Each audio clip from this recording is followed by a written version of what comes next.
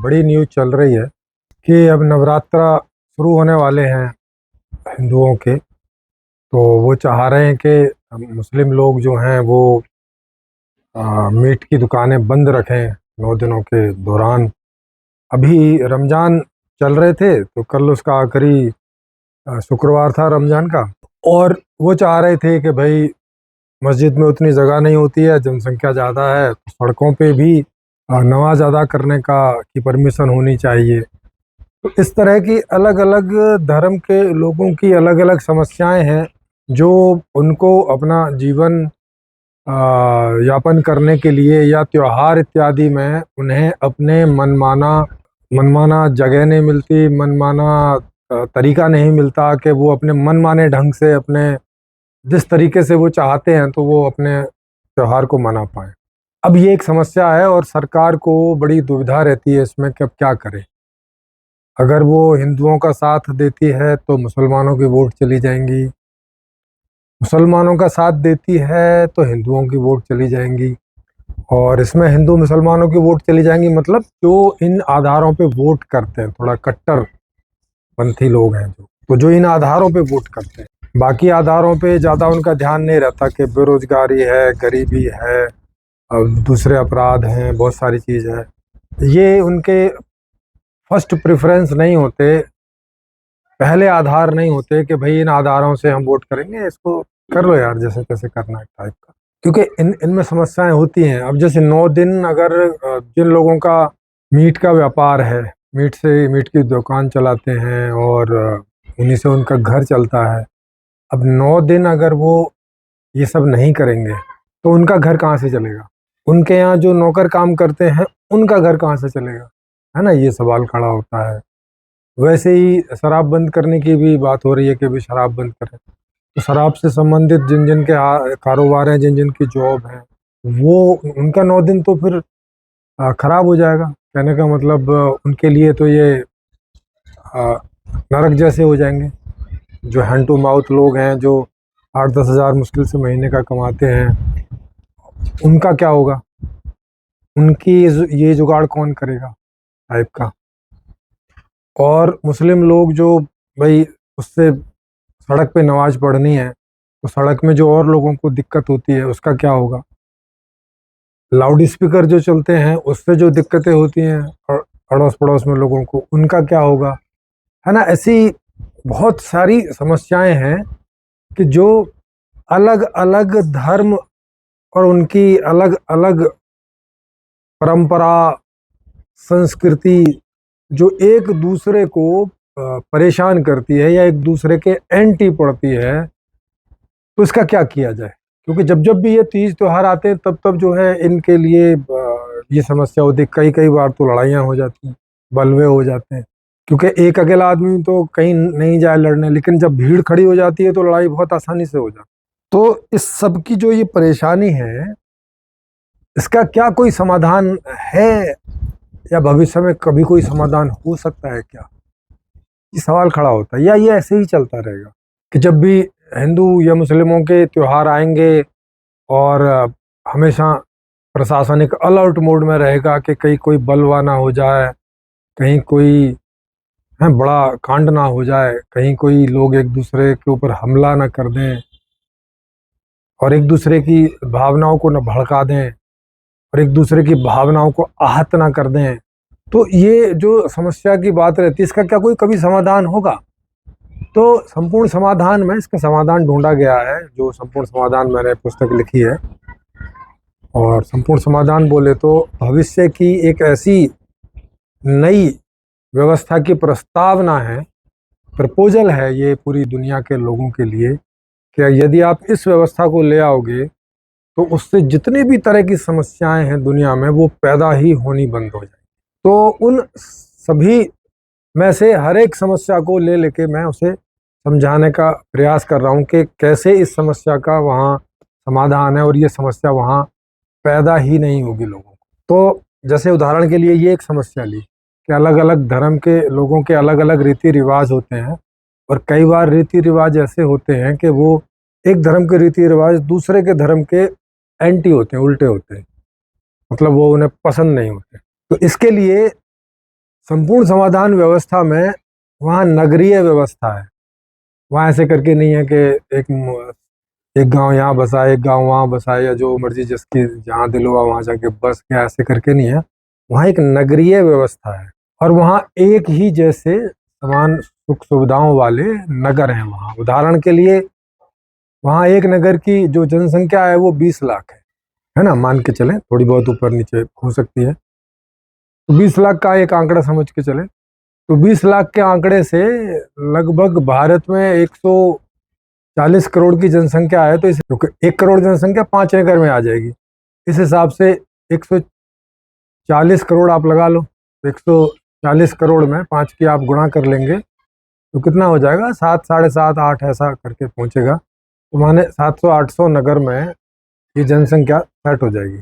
और वहाँ नगर इस हिसाब से होंगे कि वहाँ इस प्रकार के भी नगर होंगे कि जिन्हें ऐसी दिक्कत होती है दूसरे धर्म वाले लोगों से, तो उनके धर्म के आधार पर वो नगर होंगे। जैसे कुछ नगर होंगे जिनमें केवल मुस्लिम ही रहेंगे, कुछ नगर होंगे जिनमें केवल हिंदू ही रहेंगे, कुछ नगर होंगे जिसमें केवल सिख ही रहेंगे, कुछ नगर होंगे जिनमें केवल ईसाई ही रहेंगे, मतलब है ना, आबादी के हिसाब से। तो वहाँ इस प्रकार के नगर होंगे। तो उदाहरण के लिए मुस्लिम में जिनको दूसरों की संस्कृति से कोई दिक्कत नहीं है, वो केवल मुस्लिम वाले नगरों में, और जिन हिंदुओं को मुस्लिम की कोई संस्कृति कोई दिक्कत है वो केवल हिंदुओं वाले नगरों में रहे। तो ये वाली दिक्कत खत्म हो जाएगी कि नहीं। अब मुस्लिम नगर में मुस्लिम सड़क पे बैठ के नमाज पढ़ो, कि खुले में छत पे बैठ के पढ़ो, कि वहाँ ढोल ढमाके बजाओ, कि वहाँ ताशे करो, वो जो जैसे हाय हुसैन वगैरह करते हैं, और मतलब जो मर्जी करो, वहाँ सब मुसलमान ही है। और हिंदुओं वाले में वो जो मर्जी करो भाई, रामनवमी मनाओ, 10वीं मनाओ, और ढोल ढमाके बजाओ, और जो करना है करो, मतलब वहाँ सब हिंदू ही हैं, या दूसरे धर्म के वो लोग हैं जिन्हें कोई दिक्कत नहीं है। तो इससे क्या होगा कि ये इस प्रकार की कोई समस्या ही नहीं पैदा होगी। हिंदुओं को जब दुकानें बंद रखनी है रखें। अच्छा, फिर आप बोलेंगे तो जिनकी दुकानें बंद रहेंगी भाई उनका घर कैसे चलेगा।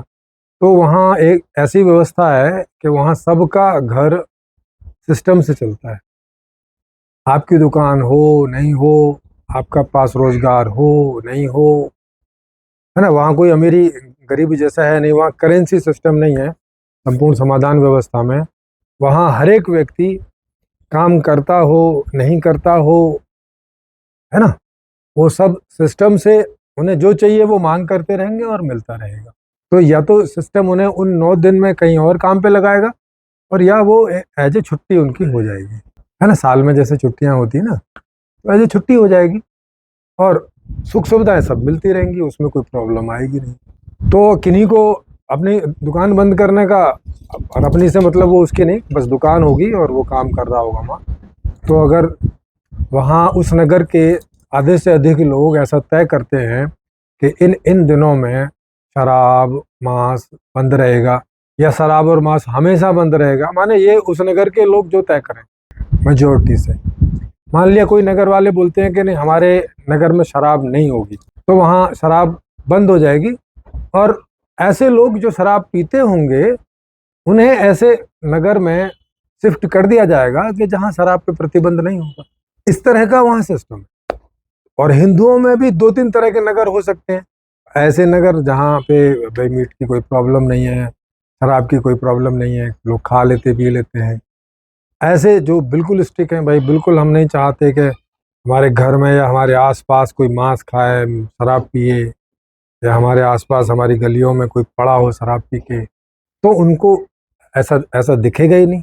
तो ये एक समाधान संपूर्ण समाधान में है इस तरह का कि वहाँ पे इस तरह के नियम आप अपनी मेजोरिटी के हिसाब से बना सकते हैं, और उस तरह के लोग वहाँ रहेंगे भी। अगर उससे अलग तरह का कोई परिवार होगा, कोई लोग होंगे, तो उन्हें ऐसी जगह शिफ्ट कर दिया जाएगा जहाँ उनकी जैसा वो आसपास अपना आस पड़ोस चाहते हैं वैसा आस पड़ोस उनको मिले।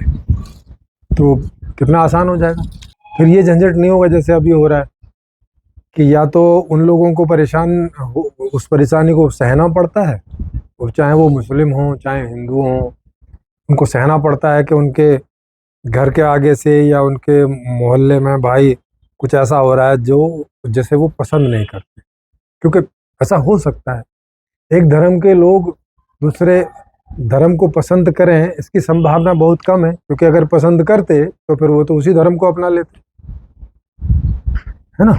धर्म में जो ये ऐसा सब लोग बोलते हैं ना, सद्भाव सद्भाव, सद्भाव नहीं हो सकता है धर्म में, क्योंकि सद्भाव का तो मतलब ही है फिर वो तो मुसलमान होने में भी कोई प्रॉब्लम नहीं है हिंदुओं को, और फिर मुसलमानों को भी हिंदू होने में कोई प्रॉब्लम नहीं। अगर कोई हिंदू हिंदू है और मुसलमान मुसलमान है और सिख सिख है, ईसाई ईसाई है, तो सारे धर्मों में संभाव नहीं रखा जा सकता है। सारे धर्मों का संभाव का मतलब होगा फिर वो कुछ भी है, फिर वो नहीं कह सकेगा कि मैं हिंदू हूं कि मैं मुस्लिम हूं। तो वो बोलेगा भाई मुझे कुछ भी मान लो, मुझे तो सभी एक जैसे। एक जैसे का मतलब है कि वो फिर किसी धर्म को नहीं मानता, इसका मतलब ऐसा हो जाए, माने उसके लिए वो न्यूट्रल हो गए, धर्म हो नहीं हो भाई मेरे किसी काम का नहीं।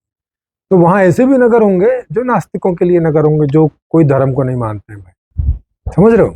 और ऐसे ही उनके नाम भी होंगे, हिंदू नगर 1, हिंदू नगर 2, हिंदू नगर 3, मुस्लिम नगर 1, मुस्लिम नगर 2, मुस्लिम नगर 3, है नास्तिक नगर 1, नास्तिक नगर 2, नास्तिक नगर 3।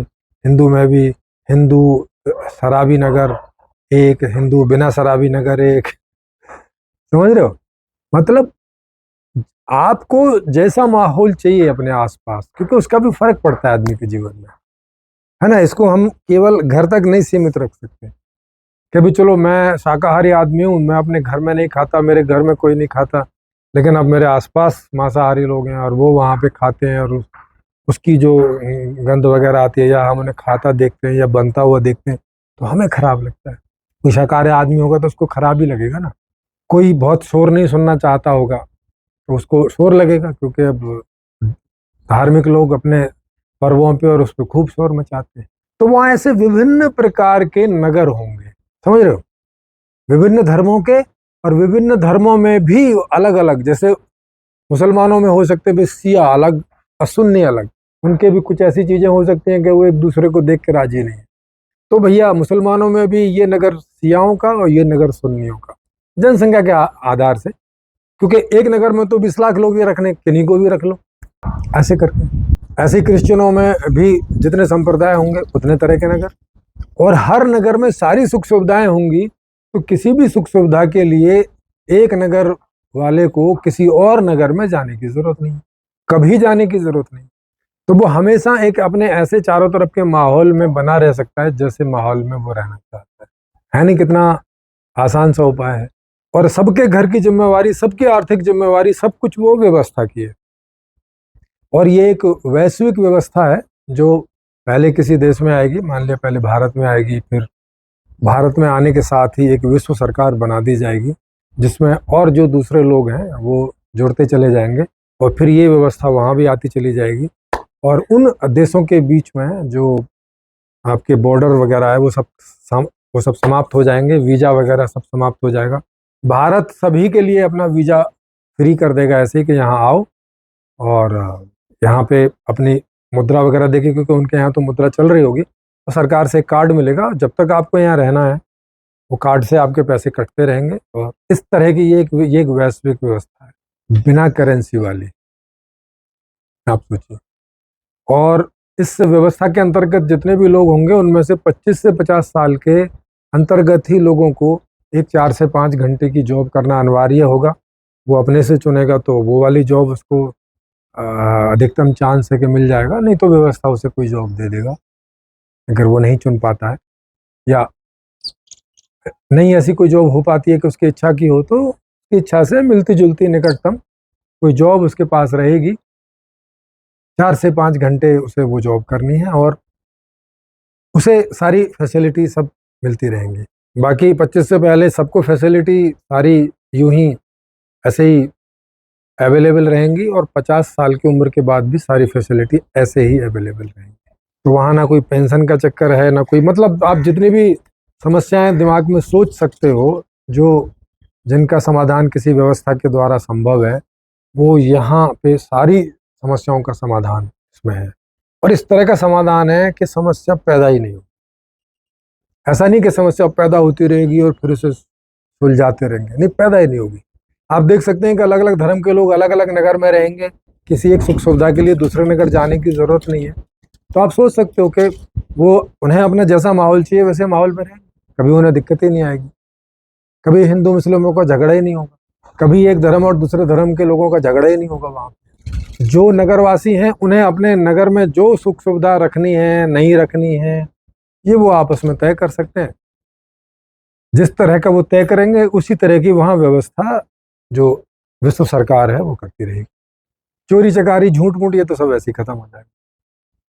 तो आप सोच सकते हो। तो ये मैं एक सभी जो अलग अलग धर्म के रहने वाले लोग हैं जिन्हें इस प्रकार का खतरा होता है, भाई डरने भी लगते हैं जब हिंदू मुस्लिम में कुछ होता है, और ऐसी जगह जहाँ हिंदू मुस्लिम दोनों रह रहे हैं तो उन्हें एक दूसरे से डर लगने लग जाता है। हिंदुओं को डर लगता है कि कहीं मुसलमान उनके घर में घुस के ना उनके साथ कुछ बुरा कर दें, और मुस्लिमों को लगता है कि कहीं हिंदू उनके घर में घुस के ना कुछ बुरा कर दें, मार ना दें, कुछ ना कर दें। ऐसे ऐसे भय से कांपने लगते हैं, डर से रहते हैं।